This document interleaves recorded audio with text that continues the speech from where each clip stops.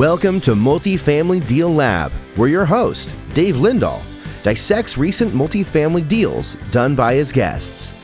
Dave will extract what went right, what went wrong, and a number of key takeaways so your next deal may be more profitable.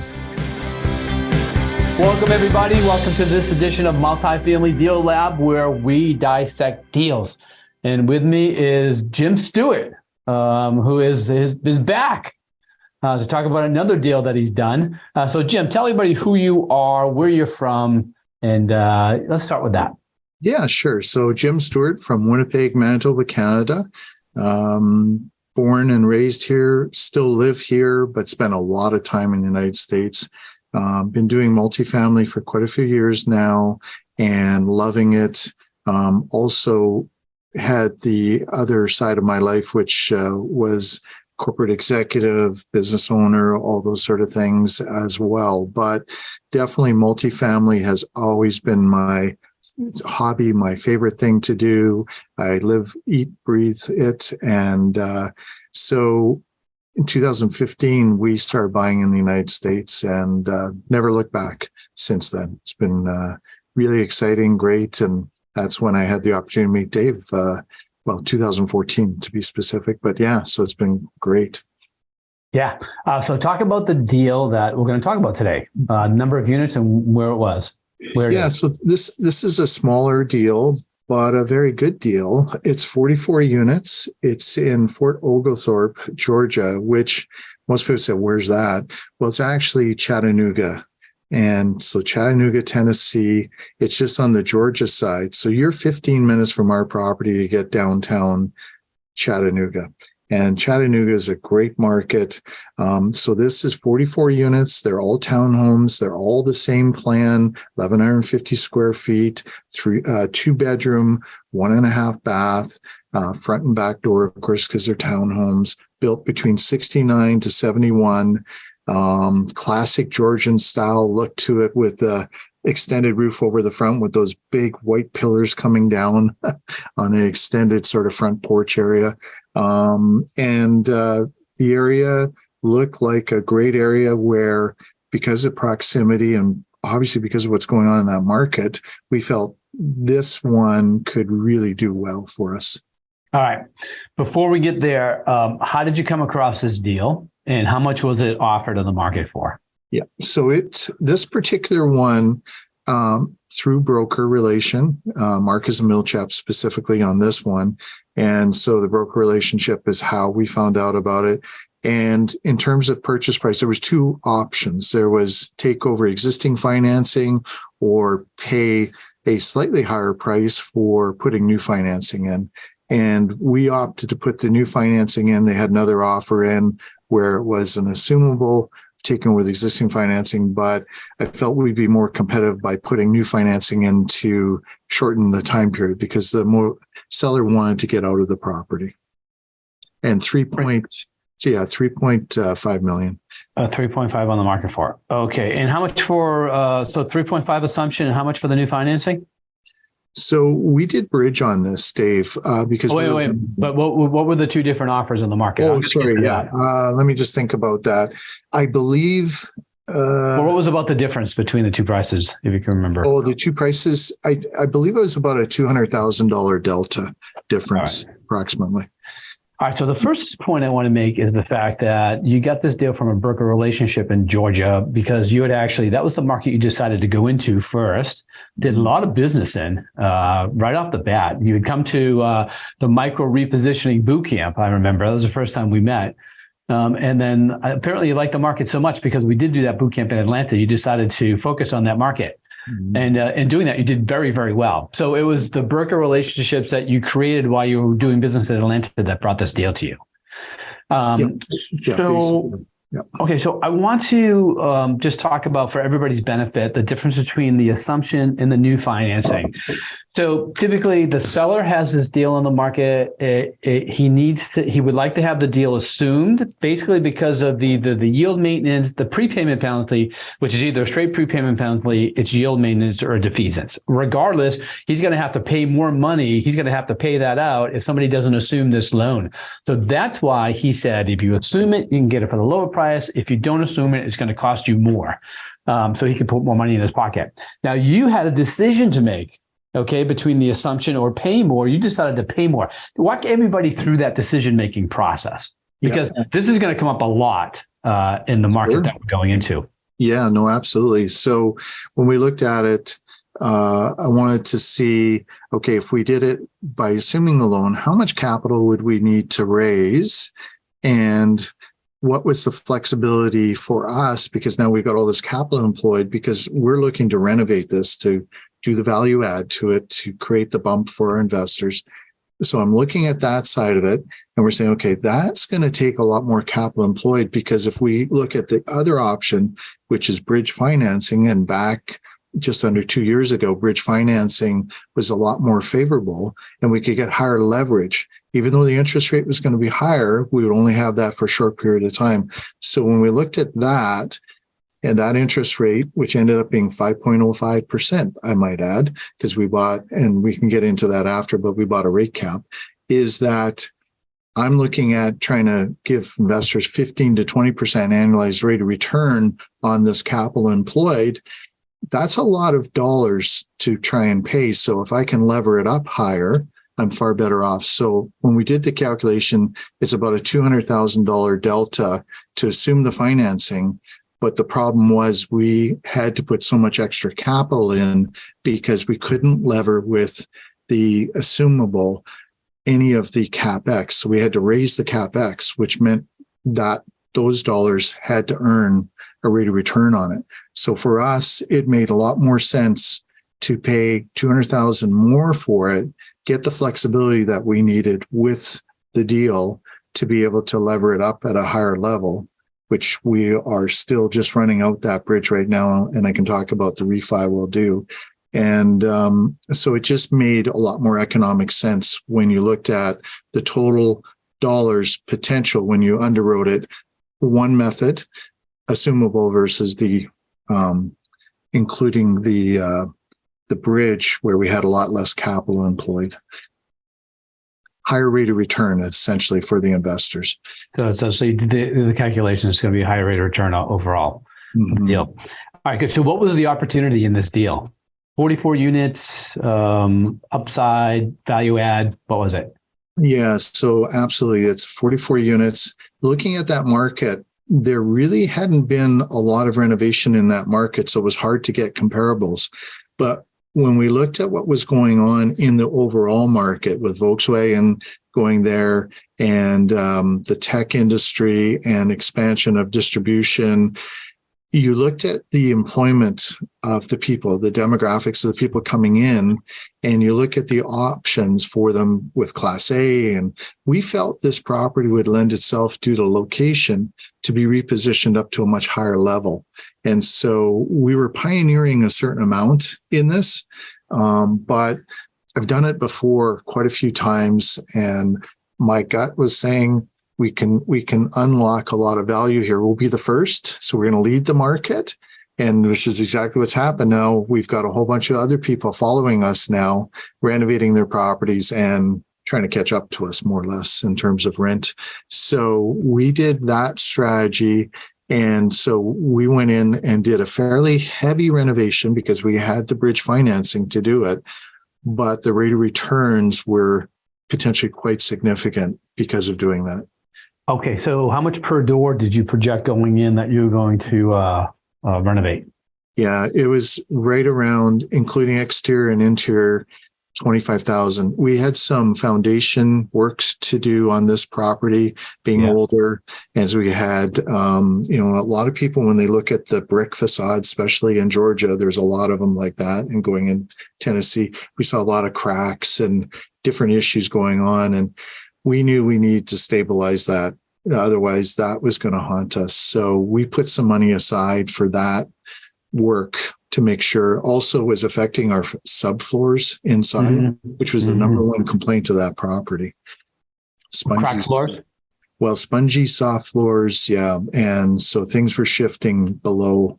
So this was actually on a crawl space sort of situation. So there was posts and everything underneath with footings, and all of that needed some work at the same time because the ground was not the most stable there. How much did you put into that? Was that like a $250,000 project? It's 44 units. How many buildings? 10 buildings, and they average between 4 to 6 units per building.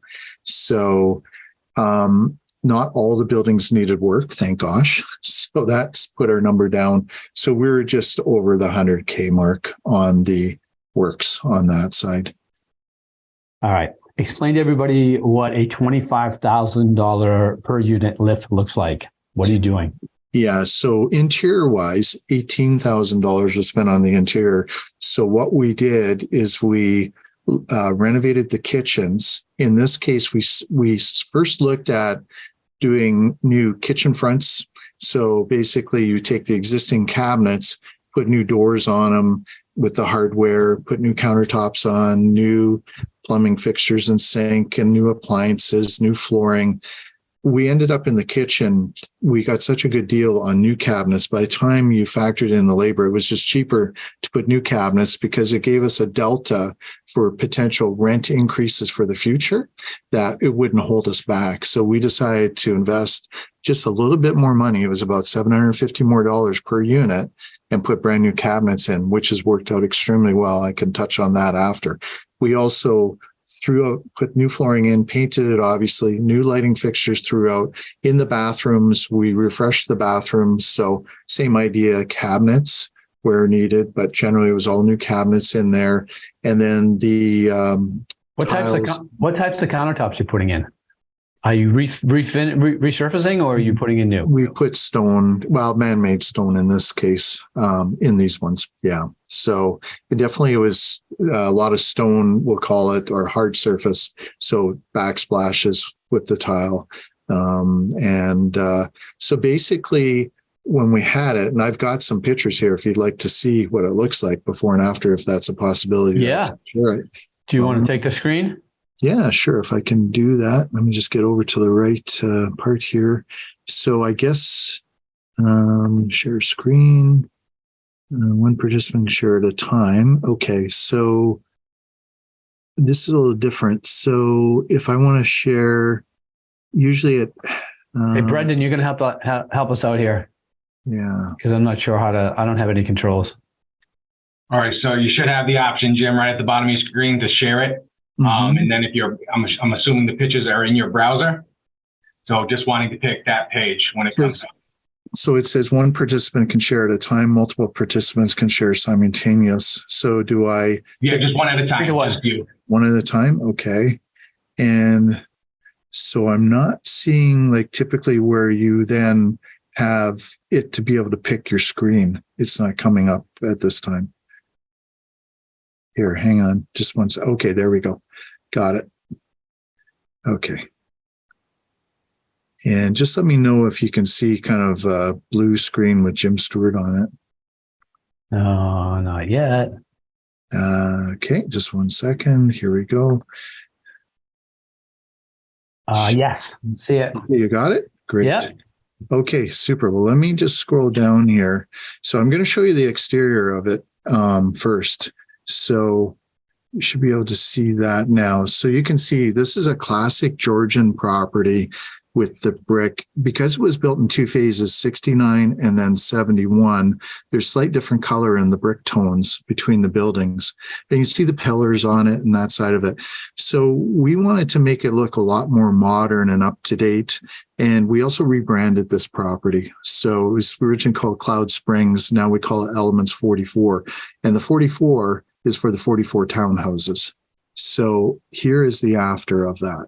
So we've painted it. Oh, wow. We've now put door color to punch it. You'll see, if I just go back, you can see we've taken the shutters off of the units. We've taken the crown sort of molding at the top off the doors to make it look a lot more modern. We've painted it not a jet black, but a darker black.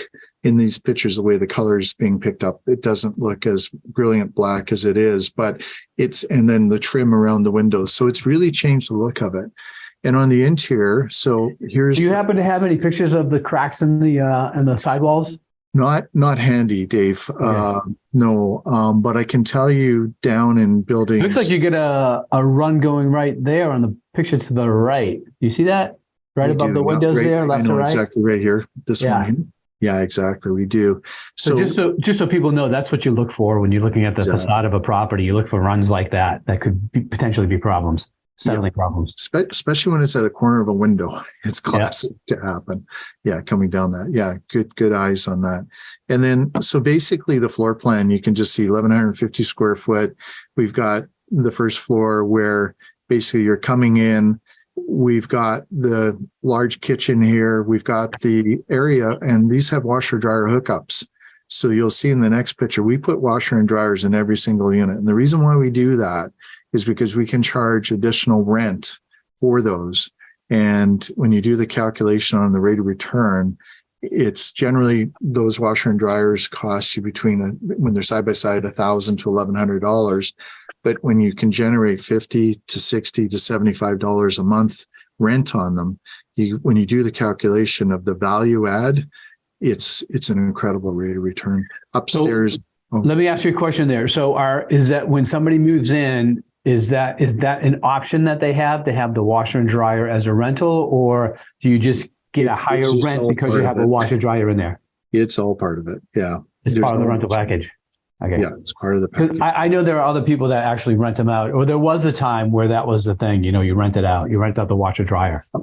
Yeah, and there's still a lot of places that do that same. In our scenario, we bundled it together, so it's not an option. All right. And that way, we've captured that. And we also know every unit's got washer and dryers in it that are ours. And by the way, one more thing, sorry to keep interrupting you, but did you install those washer dryer hookups, or were they there? They were there before. Oh, wow. Really That's unusual for such an older building. You're 100% right. And this property actually was fairly well maintained when we took it over, other than some parking lot issues, foundation issues, the spongy, squeaky floors. But beyond that, it wasn't that bad considering the era. Did we have to deal with galvanized piping or cast iron? There is still a little bit of it left, but generally we scoped those, but there was a lot of PVC changeover on it. So 75% of the property already been dealt with. Wiring. Is there any aluminum wiring? No, this was all electrical. Stab lock in terms of the panels. No, this didn't have that issue. So we looked for those sort of things on the older properties that can trip you up or cost you money. And so we wanted to make sure in due diligence, we were clear of some of those things. So it's 2 bedrooms, Jack and Jill bathroom. So then basically when we look at, this is the before. And so you can see our kitchen here, the living room area, kitchen again, older flooring, older carpet, Jack and Jill bathroom, as I mentioned. Here it is after when we're done, basically. So what it meant to us is we underwrote this property. So it was just slightly over $1 million CapEx. We underwrote it based on raising the rents. So I'll just add, when we bought it, if you rented a unit right then, it was at $785. The in-place average, though, was $735 for the property. So at $785, now we've renovated it. We underwrote it at $1,050 to be conservative, and we underwrote it based on spending $500,000. Well, we knew $500,000 CapEx would easily get us $1,050. We wanted to be conservative, but we put $1 million in. Okay, so hold on. So I want to go back to that point too, because Sure. what did you base that 1050 off of? Who was you said, if I heard the first part of this, it was almost as if you were the first mover in the area, and now people are trying to catch up to you. So what did you base those rents off of, thinking that you could get 1050 if the market, nobody else was there yet? Yeah, so we knew in the market that we basically had some units that had been slightly renovated. So they had put some granite in it, but they hadn't gone to this extreme of putting stainless steel appliances in, putting the backsplash. They would have older kitchen cabinets with arborite or laminate countertops on it. So we did this so that we could test the market, and so that if So our underwriting was at 1050. So we knew the comparables were running in around that range. So we knew we could hit that mark. So then the strategy was, let's put and renovate some of these to this high level, which would be using the $18,000 per door on the interior, test it. If we get it to stick, so we started renting them at 1,200, and we had our first 3 ready, and they all rented within 1 weekend. I went, what? Next weekend, we had 2 more ready. We said, okay, let's move it up to 1,250. Gone right away. Then we took a break through the holiday season, being Thanksgiving through Christmas. I don't believe in disturbing families at that point in time. So then we start up again in January, later January, and now we're at 1,300, and we're still knocking it out. Then we go to 1,350. And that's where we finished leasing the rest of them. Like, we just kept pushing it up. And where we are today, Dave, is we're at 1,395. Wow. And we're still running 100%. We're still running 100%. So we still have room to push it up, because we're running, usually that's, as you know, the marker. When you're still full, you still haven't hit that point yet. And but I will give credit to the management company. Selena is phenomenal. So kudos to our property manager. She's excellent at being able to manage that. So I'll take this off. What do you think the cap rate right now is on that deal? You know, I actually didn't calculate that, but it's going to be crazy high, because here's the thing. Actually, can I just share one more thing? Yeah. I just want to show you my underwriting and where the net NOI is, and I'm going to show you where we are today on our forecast. It's incredible. So just do this here. Go back here to screen 2, share, and I'm just going to go down on the slides here, get over to the right, because it is, this is definitely amazing in terms of, okay, so here we go. Now it's going to be hard to see, I get it, but what we've got here is basically net operating income at the end of year 2, we're 333. 695. But if I do this here, if I go like this, here is our projection. We're running tight to this. For this year, we are projecting to run this property at an NOI of 484. Like, we're just blowing the doors off. Wow. This. And this is still, and we're running pretty tight to this. This is still averaging with 40, we've got 44 units, total units, occupied 42, 43, 43. So we're even saying that we've got a projected vacancy to, very low, but we've got some, call it loss to lease going on to our rents. So it's still got room to even potentially do better than that. And so I just want to go back to this. So at year 5, our NOI is 394. We're already past our year 5 projections. So where this is going, I'll just stop sharing this again. So where this is going, Dave, is we are about to refinance out of the bridge. And because of that income number, if you take it at a 7 cap right now, and then you take off basically with what we borrowed on our bridge, we borrowed effectively, I'll just say 3.4 million. We were able to borrow, call it, just for easy math, about 100%. We raised 1,650,000 on it. Well, I'm going to tell you that 7% divided into the 484,000 gives us a cushion to give everyone 100% of their capital back in the summer. That's so, yeah, but we pushed up the rents. We've optimized, so some of the secrets are we've optimized the property by making it a very tenant-friendly community. So we really care about everyone. We've really made sure the maintenance is always top-notch, although we've got a lot of brand new stuff in there, so there's not a lot. But if there is anything, we try and take care of it immediately.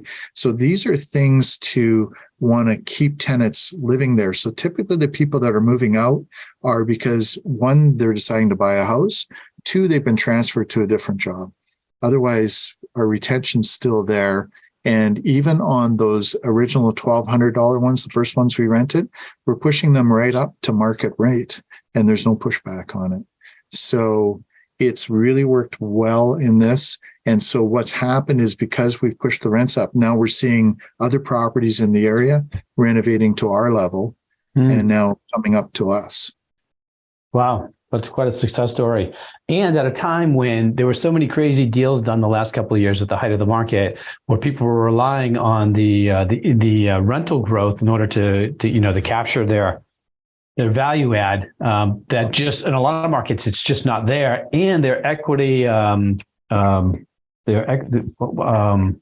is that financing bridge? Their bridges are coming due, and they don't have the increase in the NOI in order to get the higher interest rates, and that's where a lot of operators are getting into trouble. So I think, I was talking to Mark Schuler the other day, and he said it best, and you've got the same philosophy. This is not an appreciation game. This is a value add game. And as long as you look at the business through a value add perspective, then you'll make out okay. But if you're just trying to, if you're relying on appreciation, things are not going to go your way. Yeah, we believe in forcing the appreciation so we can build it in. And then we take a conservative look, as you already heard, where we have kind of different levels we'll go to. And we have a stretch plan internally as to where we think it can go, but we test it, keep testing all the way. And then we'll add more money in once we know it's working. So you've almost 3x the investor's money. Pretty much. At this particular point, that's pretty good. In a short period of time. And we plan to keep it for 5 years. Like that's what our business plan. So we'll refinance it. Obviously, assuming we can give 100% back, which is looking positive. Which takes all the risk out of your business, because the investors get their money back. Exactly. And so now they get in theory, rate of infinity on the cash flow that in this property will still cash flow at just over 8% with the refi on it. So our cash on cash will still be pretty strong. Not that we'll give them 8%. We want to cushion. So we'll probably first year go 6.5 on the refi, just so we got a bit of room. It's still their money. It's just that you don't want to give out every penny you've got in case something happens. Like earlier in the week, we had one of the roofs. It's a metal roof. High winds, the roof half blew off the property. Yeah. So something's always going to happen, unexpected. In these deals. All right, I'm going to ask you a couple of questions on most inspirational book that you've read. Well, if I go right back, Dave, to the very first, I'm going to say my very first book, which I think might be similar to you, but Earl Nightingale, Lead the Field. I bought a tape set. Yeah. And this was back when I was 23 years old. And that I keep going back to when I listen to that, and then ultimately it gets to the word and its attitude, but it was all the different parts to it. That is the part that shaped me the most out of anything. And that is free on YouTube for anybody that's listening. Earl Nightingale's Lead the Field. It's about 3 hours and something. Yeah, it's really good. What are you reading now? Well, actually, I happen to have it right on my desk. Blue Ocean Strategy. Oh, wow. Yeah. This is a reread for me. Yep. And the reason why it's a reread is I, like a lot of us, are looking to amp up the business. And so currently I want to amp up the capital raising. And I'm looking at I'm studying how everyone's raising capital. And I want to be in the blue ocean side, not the red ocean with everyone else fighting it out, trying to raise the capital. So I'm trying to come up with ingenious, innovative ways to raise capital that would be unique to others so that I'm not fighting the same way with everyone for the same person. That's a great book to help you think that one out. Sure. Yeah. I actually got a couple that I'm rereading right now. 7 Habits of Effective People, Stephen Covey. I'm trying to squeeze every minute out of my day right now. So I'm going back to another, what I call foundation book for me and rereading it. And I find, Dave, as I know you've said as well, each time you read it, you get little nuggets, because at that point in time, you need certain things resonate to you at that point in time. So, yeah. Yeah, absolutely. And then what's your most inspirational movie? Oh, that's a really good question. Or favorite? Yeah, well, I'd say favorite is Inception, which was... is that with Matt Damon? No, that's... Inception. DiCaprio. And that's where they put you to sleep, and then you go different levels into your different realities, and you keep going deeper and deeper. It just really blew my mind when you think about that, all the dimensions, because I really believe this is just a dimension we're in right now. So it just was that was in terms of favorite. In terms of inspirational, there is some. I'm just drawing a blank on that one right now. Okay. It definitely is. No problem. But I am going to end this section of Multifamily Deal Lab. But before I do, I want you to give out your contact information in case anybody would like to get a hold of you. Yeah, sure. So Jim Stewart, so it'd be J Stewart, for RE Mentor people, I'll say J Stewart, Stuart, investments, plural, at gmail.com. So J Stewart Investments at gmail.com, and the phone number 204-471-7727, 204-471-7727. This has been another edition of Multifamily Deal Lab, but we just dissected. See everybody next week. And Jim, have a great week. This has been another edition of Multifamily Deal Lab. If watching on YouTube, please be sure to hit the like button, the subscribe button, so you don't miss the next session, and review the contact links on this page.